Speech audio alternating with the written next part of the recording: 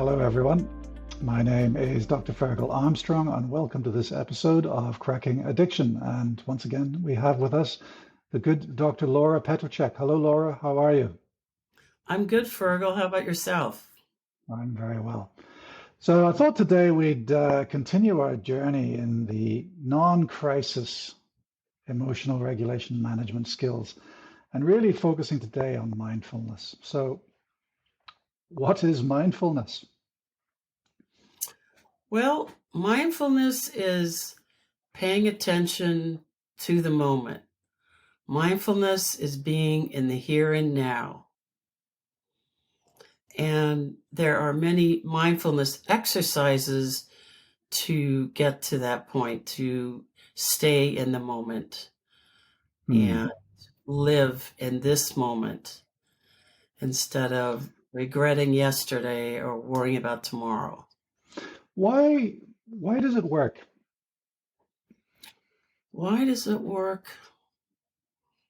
Well, some of the research says that mindfulness works because by learning to train our minds to be in the current moment and not regretting yesterday or having anxiety or worry about tomorrow, those physiological responses are lessened.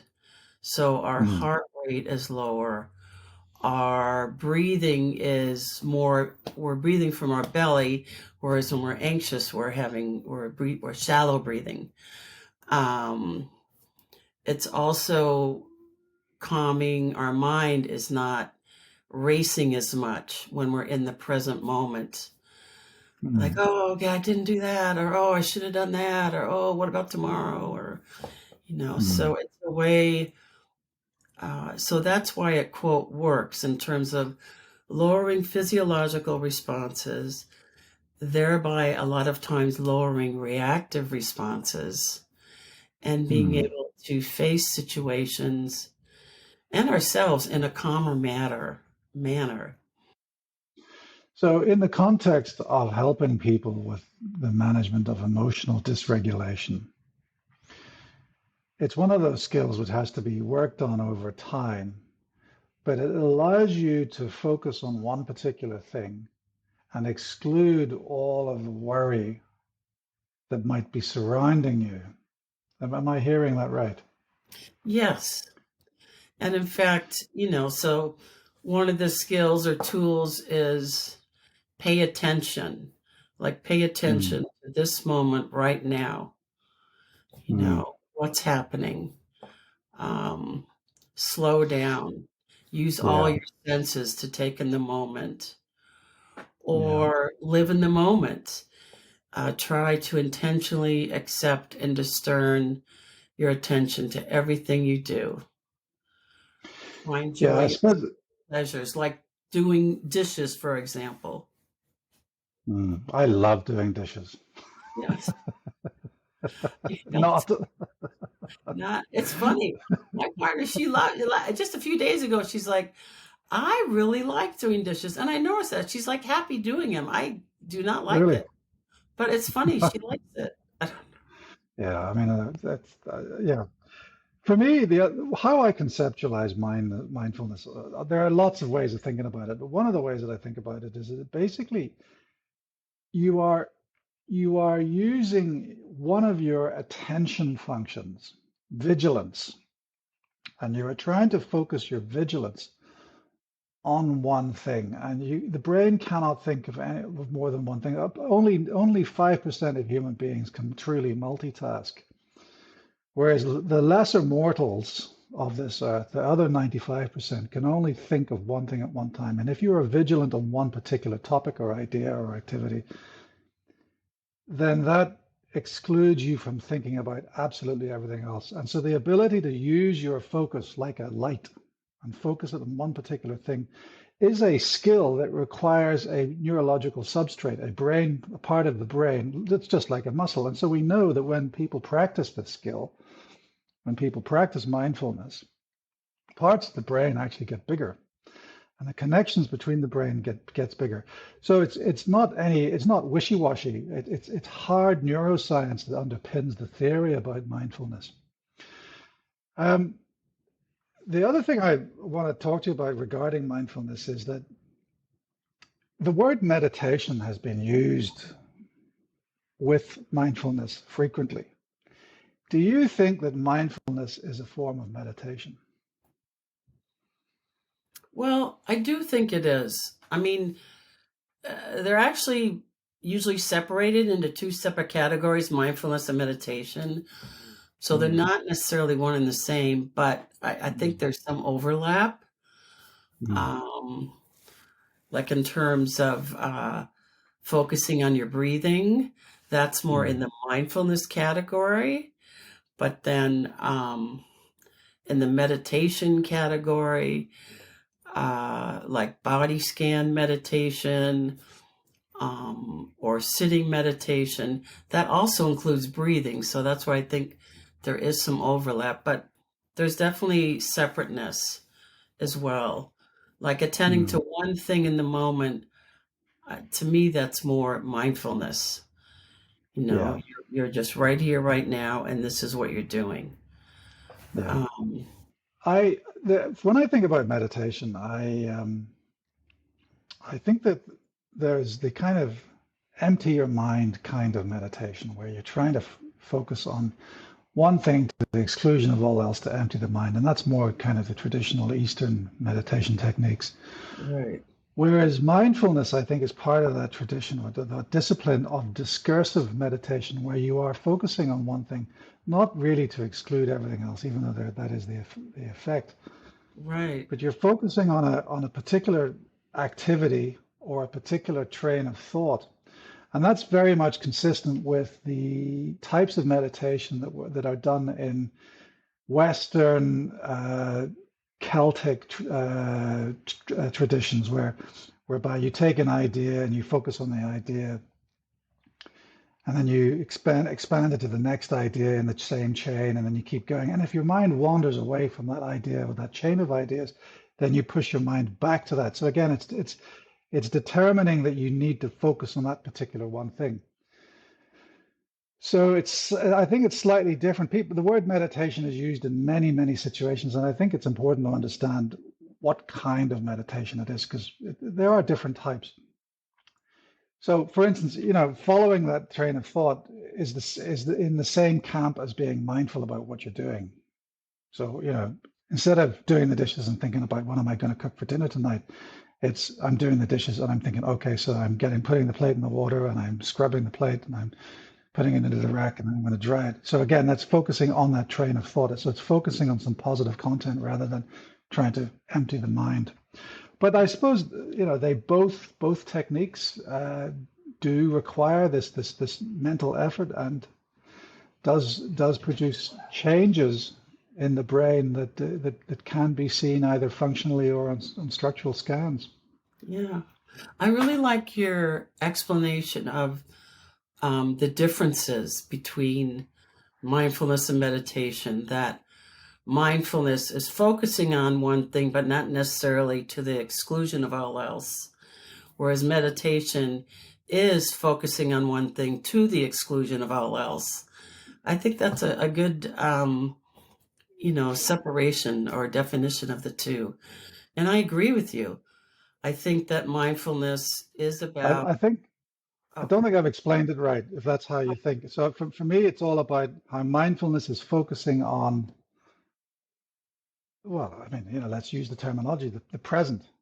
So yes, it's focusing on something. It's trying to celebrate the existence of something, whereas Eastern meditation is trying to empty the mind. So it's trying to keep the mind blank versus trying to keep the mind full of one thing. right. Does Okay. that make sense? That's Yeah. that's how I conceptualize it. hmm Well, I find so most clients, and myself included, find it really hard to have an empty mind, Yeah, because yeah, we're always thinking. I mean, when we're yeah. awake, human beings are constantly thinking. So instead of trying to reach that lofty goal, I suggest to clients, and this is what helped me, just choose one word, to come back to when you're focusing on your meditating and breathing. So it is very difficult for people to not think about anything because physiologically, our brains are meant to think, and that's what they do Mm. 24, Mm. except when we're asleep. So instead, I suggest to them to focus on one word and then to come back to that word when they find their mind going off thinking about something else. Exactly. It's the focusing on one positive thing rather than trying to keep empty. Yes. So mindfulness is not just being in the present. It's also there are also ideas of non-judgmental interest. Let's talk about that. Yes. So mindfulness is also being aware, Mm. or gaining awareness. So when we find we're being judgmental, like just to stop and say that to yourself, judgmental, when you gain Yeah. that awareness. Because if we're judging someone else, more than likely we're also judging ourselves, which we do. But we're even Mm. in that trap more so if we're not gaining awareness. So the Yes. more we're aware of we're judging someone else and stopping it, the less likely we're going to be judging ourselves and being so harsh on ourselves. Someone once said, and I wish I could recall the author's name, but judgment without mercy, either of ourselves or others, is the root cause of all unnecessary suffering.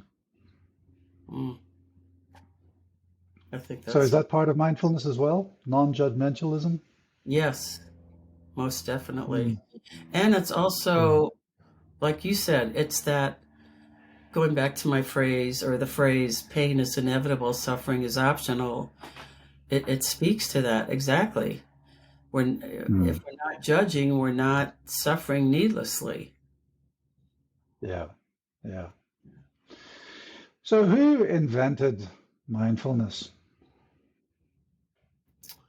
Well, so Dr. Linehan borrowed from a lot of traditions for mindfulness. She uses, a lot of Eastern traditions, like you were talking about, John Kabat-Zinn, Tara Brach, are the more modern ones, but also Eastern tradition. She even uses Catholic mysticism. So the mindfulness part of DBT isn't her baby, isn't her invention. She borrowed heavily from all the other existing mindfulness traditions. And I suppose this goes back to my previous point that I made in another episode that the ecosystem of psychological medicine is a very harsh one, and it really is survival of the fittest. And these techniques do not survive unless they work. So the fact that mindfulness has been borrowed and assumed into DBT means that there is some, on a very basic level, that's proof in and of itself that it is actually a valid therapy that is able to help people with various emotional and mental health problems. Yes, you're exactly right. The fact that it's borrowed Yeah. and also been studied and researched, done a lot of research. Um, like John's about Zen, mindfulness based stress reduction, 8-week courses have been heavily studied, and the mindfulness um, really helps with people in terms of the level of their pain, level of their acceptance, Mm. level of their reality, accepting reality in their life, whatever the situation. Um, Yeah. Okay. So mindfulness and mindfulness is one of those tools that allows us to emotionally regulate over the long term, but it acts as the foundation upon which we can build our crisis intervention tools. Although it in and of itself is not a crisis intervention tool. That's what you're saying. right. In and of itself, mindfulness isn't a crisis intervention tool. However, that's a good point about it's built over time because sometimes there's confusion with my own clients in the sense of they do like these power meditations on the weekend, but they don't meditate during the week. They'll do like an hour on Saturday and Sunday.